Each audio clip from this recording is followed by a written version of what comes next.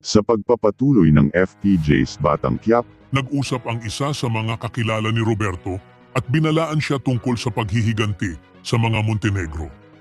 Mayabang na sumagot si Roberto at sinabi niyang tanging ang mga gerero lang ang may kakayahang tumalo sa mga Montenegro.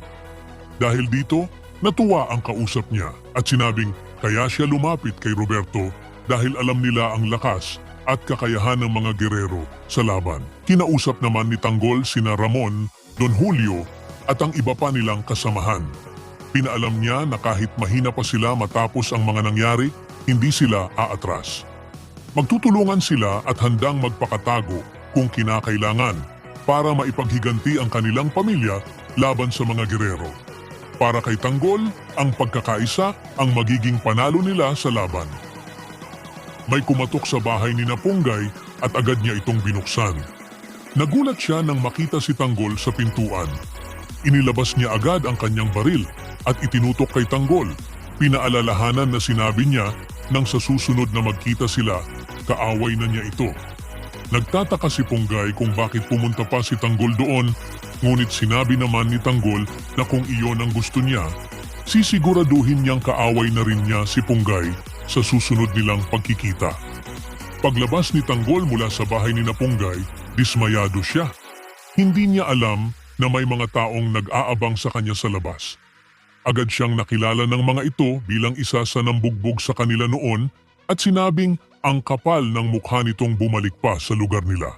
Ipinangako nila na hindi na makakalabas ng buhay si Tanggol sa pagkakataong iyon, na corner ng grupo si Tanggol at sabay-sabay siyang hinawakan at pinagsusuntok.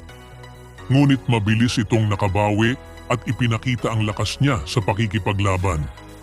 Isa-isa niyang pinatumba ang mga ito at noong natira ang huli, tinutukan pa niya ng baril at hinamon kung gusto pa nitong lumaban. Narinig ni Punggay ang ingay mula sa labas at agad itong dumating at nagpaputok ng baril para mapatigil ang lahat. Hindi nagpasindak si Tanggol. Matapos ang nangyari, tinandaan niyang kalaban na siya para kay Punggay. Kaya tinapatan niya rin ito ng baril at binaril bilang tugon sa pagiging kaaway. Sa hapagkainan, napansin ni Miguelito na suot ni Santino ang isa sa kanyang mga damit. Agad niya itong pinagbintangan na pumasok sa kwarto niya at ninakaw iyon. Lalo pang ginatungan ni Jackie ang galit, tumawag kay Santino na magnanakaw. Sagot ni Santino, kung ang ikinagagalit lang ni Miguelito ay ang damit, isasauli niya ito. Hinubad niya ang damit, inihagis pabalik kay Miguelito at sinabing kunin na ito kung gusto niya. Lalong nag-init ang ulo ni na Jackie at ng iba dahil para sa kanila napakayabang ni Santino. Nabastos si Miguelito at bigla niyang sinapak si Santino mismo sa hapagkainan sa harap ni na Don Gustavo, Jackie at Erica. Hindi nagpatalo si Santino at gumanti ng suntok, kaya nauwi sa suntukan ang dalawa. Sumigaw si Jackie na turuan ng leksyon si Santino dahil sa kayabangan nito. Si Erica naman ay nagulat at sumisigaw. Ngunit bigla niyang napansin na hinahawakan ni Don Gustavo ang kanyang dibdib para bang inaatake ito. Napahinto ang lahat nang makita ang kalagayan ni Don Gustavo at natigil ang tensyon sa mesa. Nagpatindi ang mga pangyayari sa magkabilang panig ng Montenegro at Guerrero.